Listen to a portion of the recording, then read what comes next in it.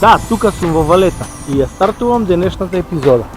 Се упатувам кон моето превозно средство и заминувам на првата дестинација каде што ќе не чека гостинот. Еден исклучително интересен гостин кој што кога и да биде дел од емисијата има што да каже. Од информации до нови работи. This is Social Network Radio Podcast. MM, the Macedonian Maltese. Entertainment. Vacancies. Week top stories. Successful people for all Macedonians out there. On Macedonian language. 5, 4, 3, 2, 1. Start. Igor Filevsky Show, Friday 8 p.m. New podcast. Let's get started.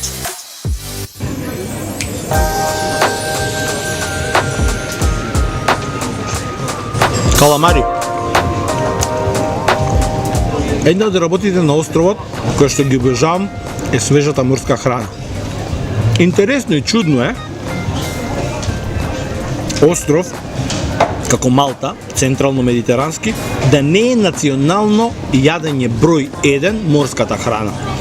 Прво е бабуш, а се полжави, второ е зајачко месо, дури на трето место доаѓа морската храна. Има причина зошто. Неколку пати имам нафрлено, ама некогаш ќе посветам цела емисија на тоа со сите салтанати зошто е ова остров единствен на планетава, каде што на трета позиција е морската храна, што ја обожаваат и што ја нудат како национален специјалитет. Денеска имам интересен гостин, човекот кој што одбележувам една година од неговото прво гостување и човекот кој што не постои некој на островот што не го знае. Доволно само да ви го кажем името и презимето. Слободан Рангелов. Останете тука. Ќе го гледате разговорот.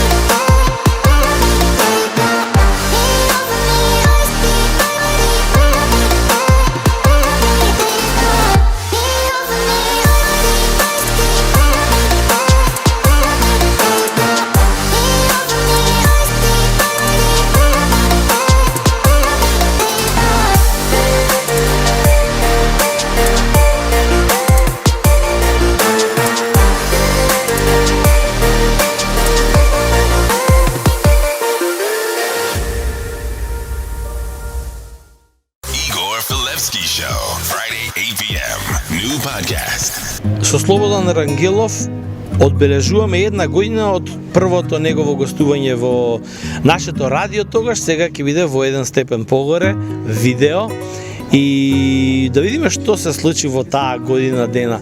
А се случија многу работи, ни се промени основата на живењето, COVID-19 и споремет и се.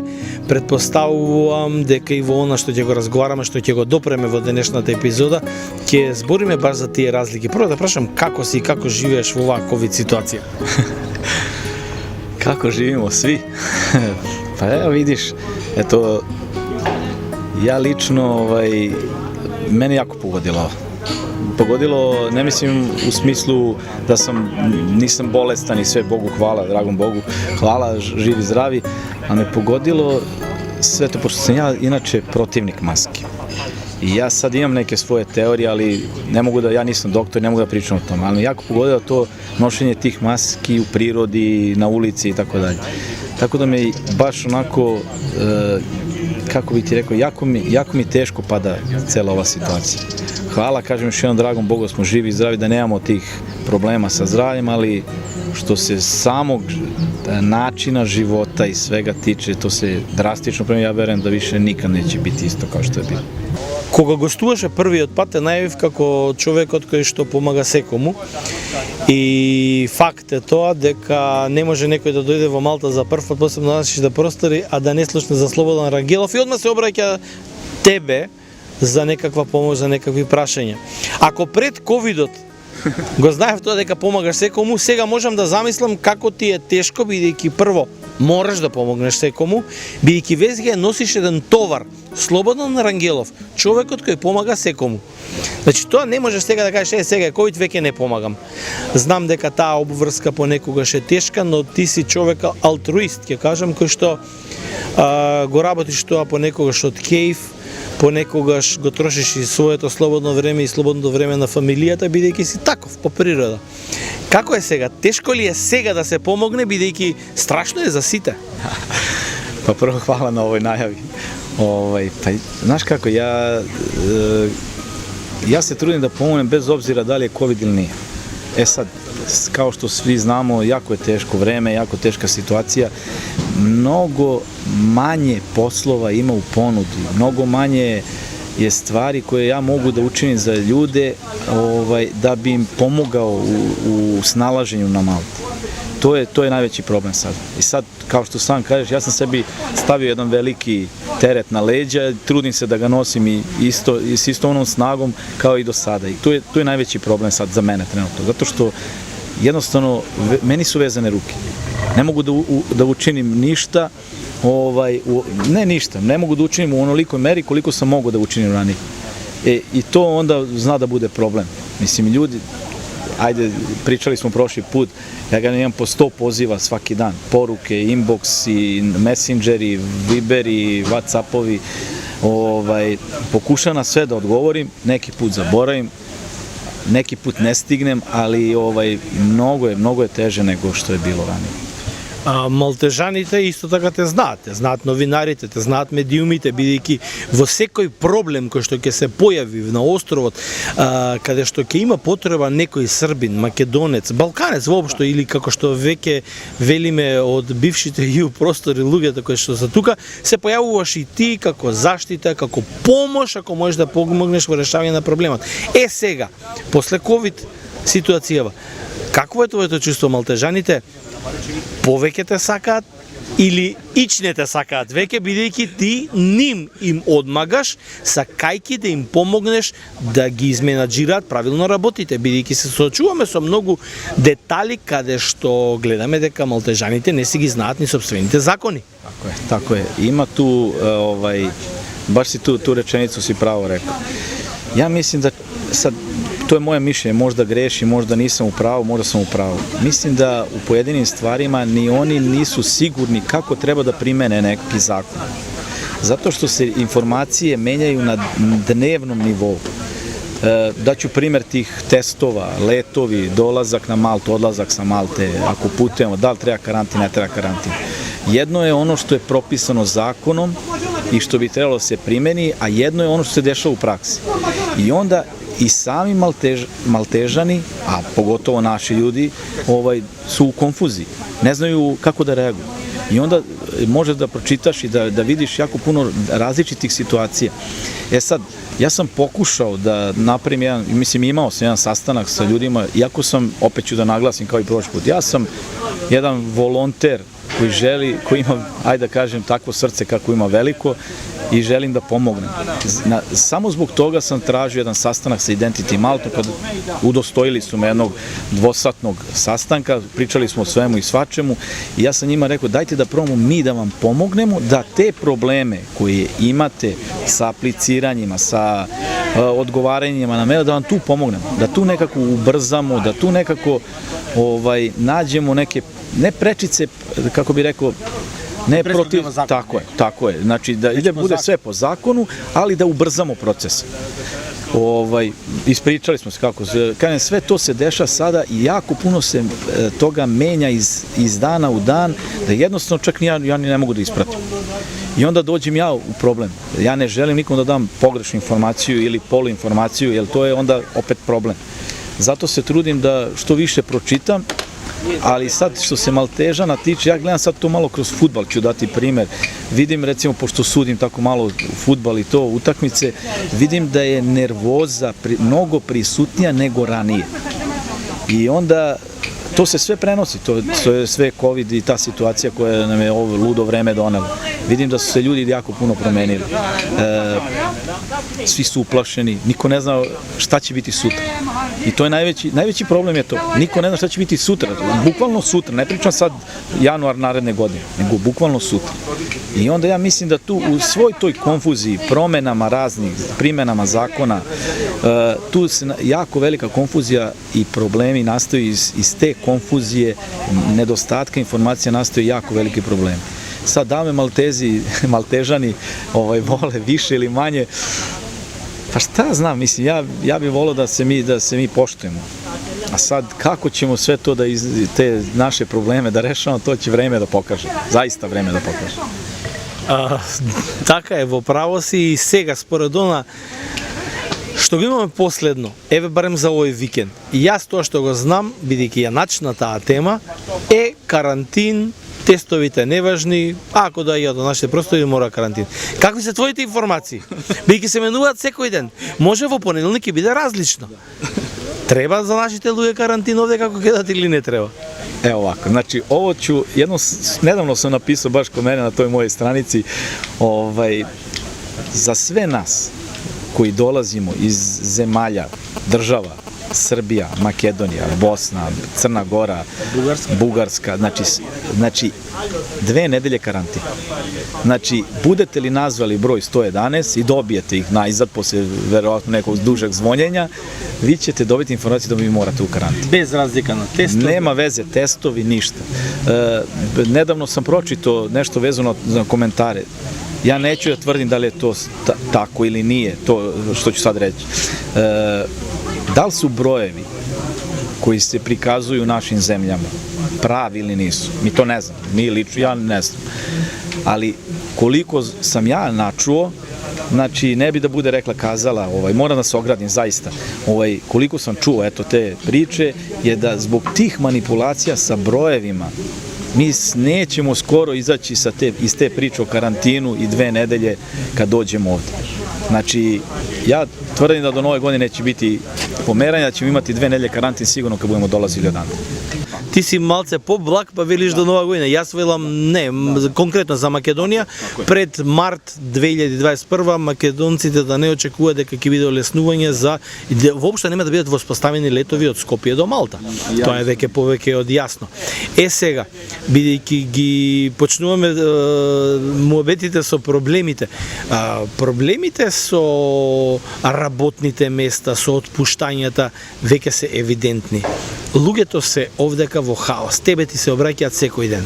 Кога ќе ги изгубат дозволите? Треба ли да се вратат одма? Не треба ли да се вратат? Можат ли да аплицираат за ново работно место? Не можат ли? Што правиме со работните дозволи кои истекле? Тоа е проблем што го имаш секојдневно по 100 пати, предпоставувам. Jeste, upravo si, ima jako puno problema, pogotovo sa tim otkazima. Evo, nedavno je čak jedna trudnica dobila otkaz, pa je taj moj prijatelj bio jako revoltiran, po Facebooku je pisao svašta i tako dalje. Jako je veliki problem. Naši ljudi mora da shvate jednu stvar. Maltežani zatvaraju firme, ostaju bez posla. Mi smo kao third country nations u velikom problemu. Znači, preporučujem, znači to je moje ljudsko onako da im kažem, da kažem našim zemljacima, nije vreme za menjanje poslova, ne talasajte mnogo, da tako kažem, ukratko. Zato što mislim da nije pravo vreme. Pogotovo što inače na Malti, to svi znamo, sad ide period kada je manje poslova prisutno i sve ostalo. Znači, strpite se. Koliko god da vam je teško, niko ne kaže da nemate svoje dostojanstvo i to. Ali strpite se sa promenom poslova. Nije vreme. Probajte da istrpite neke situacije, probajte da se prilagodite datom trenutku. to je moj najprijateljskiji mogući savjet u ovom trenutku. Jako je veliki problem oko posla. Evo, počeli smo malo, pre nego smo krenuli sa emisijom da pričamo na tu temu, spomenut ćemo koliko je teško naći posao i u kojoj samo u grani se možemo nadati da ćemo, pa trenutno construction je jedino, znači građevina je jedino gde možemo da nađemo neki posao. Klineri više nisu aktuelni u tom smislu zato što svi znamo da postoje neke druge nacije koje rade možda i za manje satnice. Ne kažem da je tako, ali znači radi se za manje satnice, jako je malo poslova tog tipa, pričam za poziciju klinera. Drugo, konobari, tamo da je najviše naših ljudi bilo. Mi dobro znamo koliko je hotela zatvoreno, restorani se zatvaraju, barovi, evo od juče, barovi ide i to je zatvoreno. Znači sve to. Treće, obezbeđenje, security. Evo što kažeš, evo sad si spomenuo, Pačevile zatvore. Znači nema onog broda više gde su naši išli da obezbeđuju imigrante. Znači jako puno poslova je ugašeno. Jako puno poslova ne. Znači jedino što sad funkcioniše trenutno je taj, što kažem, construction, odnosno građevina i kao ono zvezda danica delivery. Znači isporuka, motori, da li kola, ni taksi ne radi više toliko, ali delivery i construction, to je ono gde možemo se nadamo nekom poslu. И сега има проблем, бидејќи кога ќе ги изгубат работните дозволи, најчесто од официјалните лица во Малта им кажува дека за 5 дена треба да напуштат земјата и така натаму. Јас го читав Европскиот закон. Европскиот закон е многу дециден тука, дека имаат право по завршување дозволата да останат 90 дена. И тоа е хаотично. Многу луѓе наши прашуваат, сега морам да се вратам во Македонија, не треба да се вратам, ми кажуваат одете на Малта, треба да се вратам, друг ден добиваат мејлови, не треба да се вратиш. Какво е твоето искуство? Pazite ovako, eto, čitao sam ja baš to, pričali smo o tome sajtu Evropske unije, znači zvanično što je objavljeno na sajtu njihova, jedan dečko Stefan je objavio isto to na stranici, je da po isteku imamo pravo na 90 dana zbog situacije, zato što nema direktnih letova i svega ostalo. E sad, kao što znamo, svi evropski EU zakoni, znači su pod jednom kapom, što bi se reklo, s tim da je za određene zakone ili primjenu određenih zakona Evropska unija dala mogućnost državama članica da ih modifikuju, da tako kažem. Tako da, ja sam bio svedok, ljudi su me zvali sa aerodroma, recimo kad su odlazili, gde su im udarali zabrane posle jednog dana, posle 3 meseca, da kažem, po isteku, a bilo je ljudi koji su bez problema izlazili. Jako je važno da pre nego što se odlučite na bilo koji korak vezan za ta putovanja i za izlaske, da odete do te Florijane, do Immigration Office, da se raspitate. Tražite napismeno. Znači da po isteku nećete imati problema zato što nema tih direktnih letova i tako dalje. Jako je važno zato što jako puno je slučaja zaista bilo da su me zvali bukvalno sa aerodroma, da su im udarali zabranu. Znači, vidite, vi kad potpišete, teo sam samo još ovo, kad potpišete na aerodromu papir da ste svesni toga, da ste prekoračili, da je vama udarena, da imate zabranu ulasku u Evropsku uniju, to kad uđe u sistem, to je kraj. Vi ste potpisali tamo. Tu onda ide procedura, da li će advokati, da li ovako skidanje zabrane. I zabrana može da se skine, pogotovo sad u ovo vreme, zbog situacije ove kakve. Pogotovo ako se pojavi potražnja za vašim radnim mestom, za nekom pozicijom na koju biste vi mogli da radite. Znači tu može to, ali zašto biste sebe izlagali dodatnom trošku, nerviranjima, advokati i sve ostalo? Zašto? Mislim, nema potrebe. Uradite sve što je potrebno pre toga da kad dođete tamo na aerodrom i krenete kući, da budete sigurni da nećete imati problem. Eto. Ono што секако повлекува прашањето е заштита на правата. Многу од балканците, посебно, како се задржиме на оние што се третиот свет, што ги викаме македонци и срби, кои што се наоѓаат овдека и не се под оние закони на Европска унија, имаат потреба од заштита, правна заштита. Во последниве неколку месец-два се појавија синдикати, посебно мене ми го привлече вниманието, еден синдикат кој што е наречен Синдикат за заштита на правата на работниците од бившата Југославија. Токму така е регистриран тој синдикат. Што е интересно, во регистрацијата на синдикатот, бидејќи малку истражував, нема ни еден од оние кои што се од бившите простори. Тоа се еден малтежанец, адвокатска канцеларија, адвокат и така натаму, луѓе кои што едноставно сакаат да помогнат на овие луѓе. Колку мислиш дека ова е окей, добро да го има и дали таа правна заштита веќе ќе може да ја користат сите? Ovako, što se tog sindikata tiče, mogu da vam kažem, samo mislim upoznat sam sa celom pričom, ono što ja znam, to ću i reći. Znači, ja lično smatram da je najbolja varijanta zaštite nas, o kojima pričamo, Balkancima, je da imamo osobu koja će u jednom trenutku da se pojavi ispred nas. Da li je to, sad dajem primer, da li je to neki počasni konzul koji je advokat ili je to... Да, ма имаме и Македонија има почасен конзул и Србија има, ама некако не функционира тоа како што јас очекувам. Tako je, da razumemo, pre svega, pozicija počasnog konzula, evo sad dotakli smo se toga, pozicija počasnog konzula je više, kako bi se rekao, ceremonijalna, nema neka prevelika ovlašćenja i tako dalje.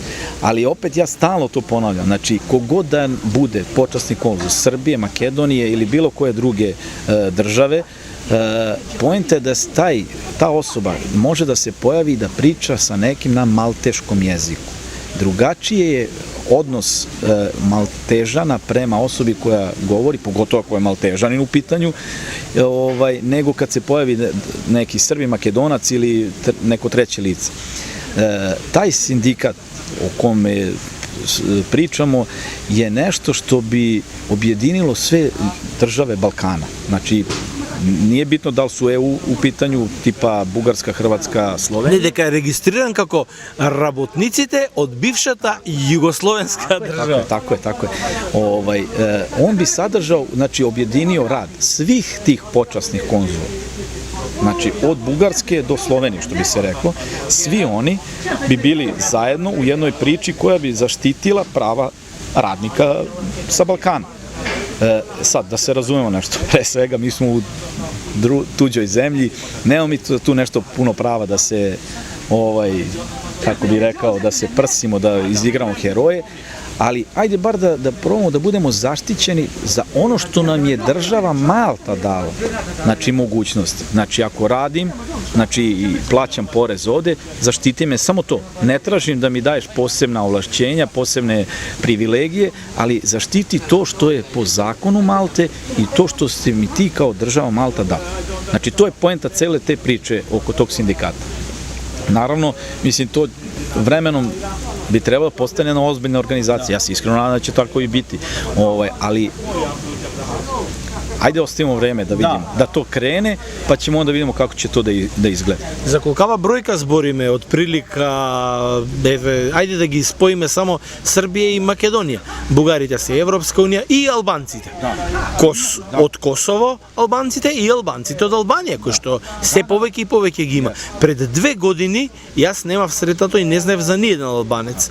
Сега веќе може да збориме за огромна бројка на албанци кои ги има, например, најчесто живеат во Марса Скала, колку што слушнав ги имаете и во Сен Пол Беј, работат најмногу во градежништво. Значи, еден голем наплив нагло. За 2 години они имаат експанзија на албанци во Малта. Tako je.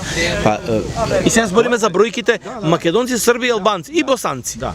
Pa pazite ovako, znači ja ću reći onako neka gruba matematika da trenutno, posle svih ovih, da ih nazovem migracija, znači gubitka poslova, povratka u matične zemlje, moja neka procena da je od 15.000 do 18.000, ne verujem da ima više. To je moja neka procena. Možda grešim, ali to je zaista, mislim, plafon u ovom trenutku. Jako puno ljudi je otišlo i mislim da je to neka brojka otprilike koja je trenutno na Malti. Sad, pošto to, kad spomenemo Albanija, Kosovo i tako dalje, to je jako škakljiva tema, pogotovo da kažem za Srbe. Mi jednostavno, mislim, koliko god mi ne voleli ili voleli nekoga, mi jednostavno moramo shvatiti da je to realnost, trenutno. Znači, ajde zaboravimo šta tamo razmišljamo u našim matičnim zemljama. Na Malti je to trenutno realnost. Da su svi ti radnici sa tog Balkana ovde zajedno. Ja lično nisam sreo nekog Albanca sa Kosova. Mislim, zvanično mi niko nije rekao da je Albanac sa Kosova. ali sreo sam jako puno Albanaca. I što ti kažeš, pre 2 godine ih nije ni bilo, a sad je to jako veliki broj. Sigurno 4-5 hiljada. Tako. Ja mislim da ima, sigurno toliko. Možda nema baš toliko, evo da kažem, zbog svega ovog možda se neki broj vratio, ali ja kažem, znači od 15 do 18 hiljada, to je neka moja gruba procena da ima toliko ljudi sa Balkana u ovom trenutku na Malti.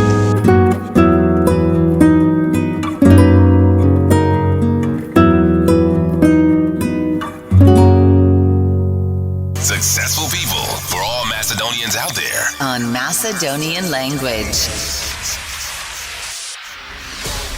Бидете секој ден на нашата Facebook страна од понеделник до четврток и ќе прочитате по едно откритие кое ќе ве донесе до конечното решение во текот на неделата од асоциацијата, која ќе треба да ви помогне да ја погодите финалната асоциација, што всушност ќе биде точната локација каде се крие подарокот за некој од вас. 4 дена со 4 термини ќе бидат конечното решение. 4 конечни решенија во интервал од 4 недели ќе ве донесат до финалната дестинација, локацијата каде што ќе треба да го пронајдете пликото кое што ние ќе го скриеме на некое интересно, скришно место. Кога ќе го откриете финалното решение, пуштете се во потера, пронајдете го подарокот и таму ве чека пликото кое што ќе биде со ручек за двајца од гурмет, пијалак по избор, дали сакате вино, сок или нешто што ќе ви текне на памет кога ќе дојдете на вечерата, комплетно мени со главно јадење, салата и десерт за двајца. Значи, оно што ќе го пронајде подарокот, ќе може да си донесе со себе и еден свој пријател. И од ПБС Скопес комплетна членство во ФК Барселона со сите бенефити за попусти за надпревари, за музејот, за шопингување во Барселона за двајца. Истите тие кои што ќе го освојат подарок.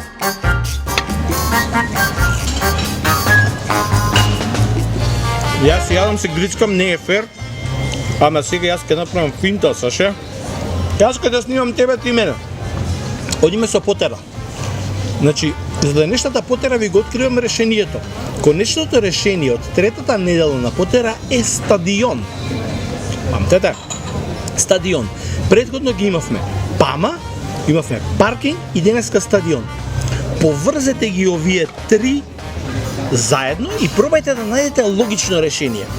Ако најдете логично решение, упатете се, таму е подарокот за некој од вас. Ако не, чекајте и четвртата недела.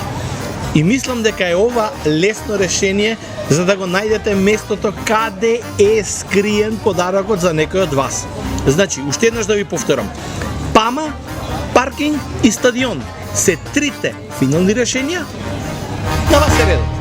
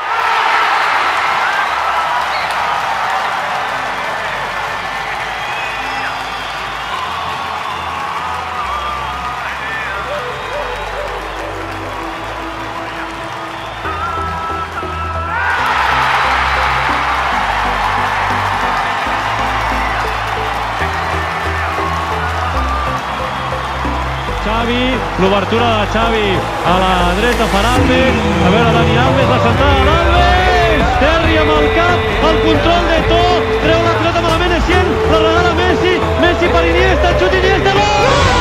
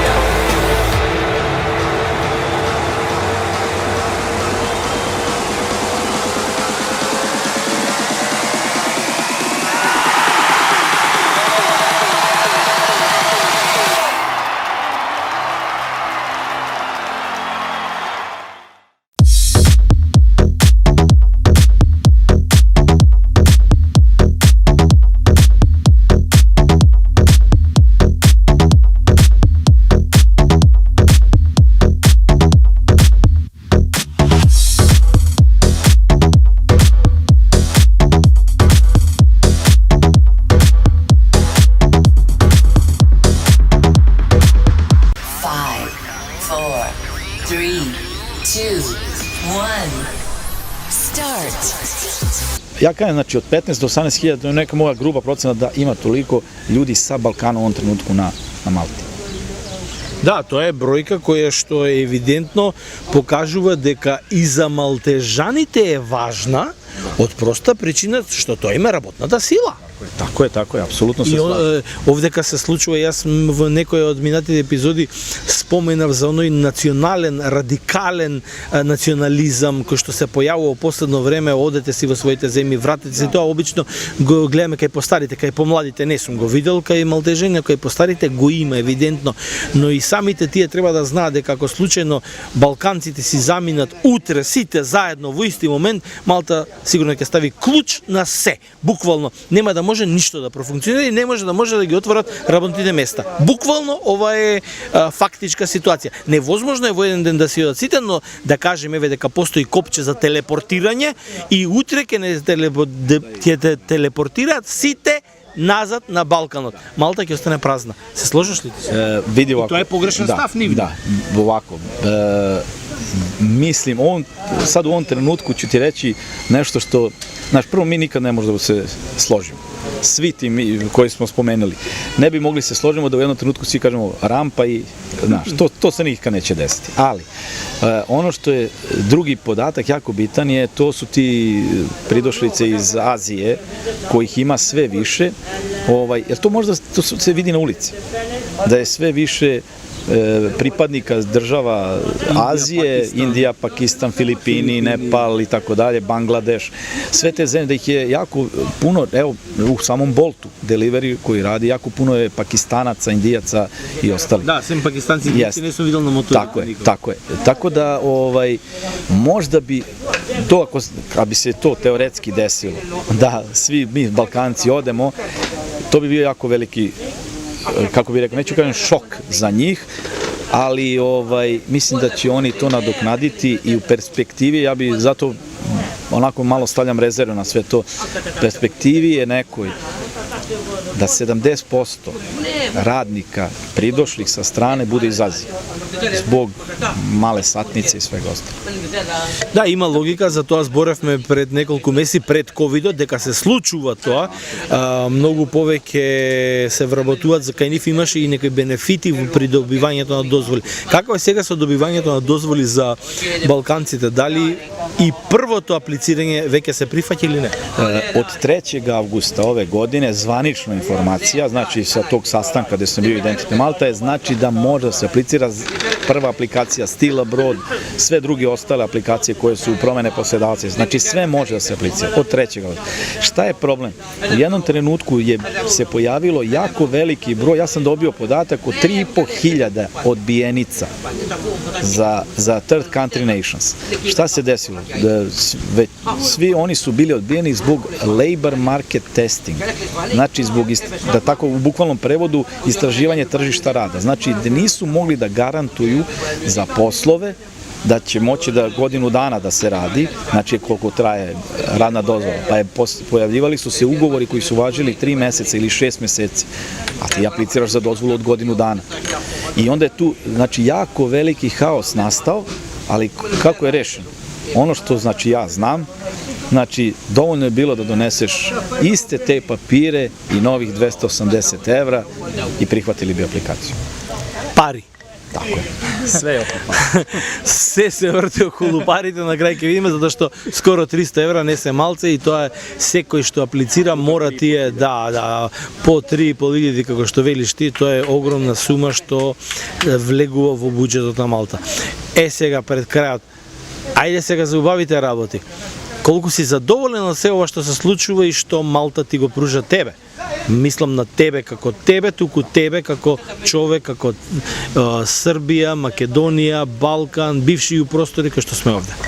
Evo ovako, ja sam upoznao jako puno dobrih ljudi, kvalitetnih ljudi ovde na Malti. Pričali smo na početku, mislim pre emisije, da sad sam stekao neke nove drugare, od kojih jako puno može da nauči. Ja imam 50 godina, tu smo generacija. Znaš, kad sedneš sa nekim ko jako puno zna, mlad, i ima tu opet pozitivnu energiju koju nas dvojica recimo posjedujemo i kamerman, kad sedneš s takvim ljudima i možda naučiš od njih jako puno. samo je da budeš ono što ja kažem open mind, skinite amove, one znaš sa strane i meni Malta odgovara iz više razloga. Najviše volim sunce i ovih 9 meseci što možda sedimo u šorcevima, da se šetamo po Malti. I to jako mi puno energije daje za neke nove stvari i tako dalje. I volim Maltu iz prostog razloga što mi je u trenutnoj postavci stvari pružila jako puno u odnosu na mogućnosti koje imam u matičnoj zemlji. Znači, mnogo više, živim kudi kamo normalnim životom, bez onog stresa koji, moram da budem iskren, znači, ljudi imaju u našim zemljama iz kojih dolazim. Mnogo je lakše za živeti. Možemo i da pričamo i o nekim drugim destinacijama i tako dalje, od Nemačke, pošto je to popularno, ali način... Sonce to i nema zagaduvanja. Tako je, nema zagađenja, čist vazduh i more. Da, gde ćeš, svima je san da žive pored mora negde i da sede, što kaže, u kafiću pored plaže. Tako da to je ono što mi najviše daje energiju za neke druge stvari. Zato učiš i malteški, sakaš da ga savladaš, така? Pa vidi ovako, mi smo se prijavili za taj I Belong program, pošto imamo više od 5 godina, već je 7. počela na Malti, prijavili smo se za taj long term i jedan od sastavnih delova tog programa je taj I Belong program, je i malteška kultura, malteški jezik. Ceo taj proces traje nekih 2 godine. Mi smo sad krenuli trenutno na tu maltešku kulturu i mogu reći, evo 3. sreda kako smo išli na ta predavanja, da je jako interesantno. Mislim, ima tu puno stvari koje mi znamo iz svakodnevnice naše, ali uvek nešto novo naučiš. Sad, sledeći korak je taj malteški jezik, vidjet ćemo. Slobodan, ти благодарам за твоето учество во денешната епизода. Граци Хафна. Лилек Укол. 5, 4, 3, 2, 1. Start.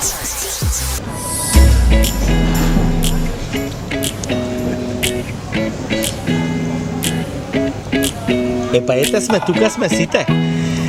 Многу убаво си поминавме, барем ова попладне и со разговорот се надам дека ви се допаѓаше и бидете тука уште неколку минути. Завршувам со рубриката Out и In.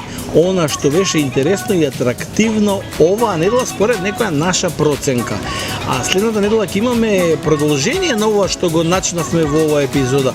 Малку повеќе и за тој синдикат кој што е формиран за работници од бившите ЮП простори. Се надам дека ќе соберам многу повеќе информации и ќе ви ги презентирам. А до тогаш бидете ми во добро здравје и користете го ова ноемвриско сонце и прекрасно време. Според она што го најавија, очекувам дека ќе има и еден топол бран кој што доаѓа од Африка. Значи, иако е ноември, бидете подготвени за да одите повторно на плажа и да бидете уште пократки ракави. Чао! Толку. Супер.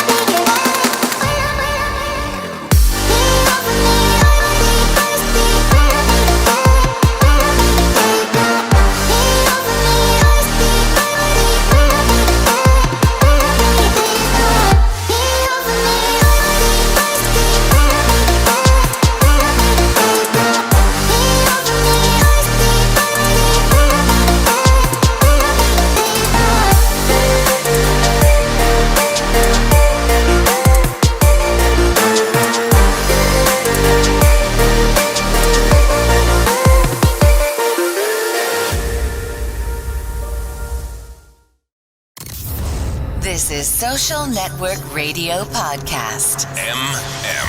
The Macedonian Multis. Entertainment. Vacancies. Week top stories. Successful people for all Macedonians out there. On Macedonian language. 5, 4, 3, 2, 1. Start. Igor Filevsky Show. Friday, 8 p.m. New podcast. Let's get started.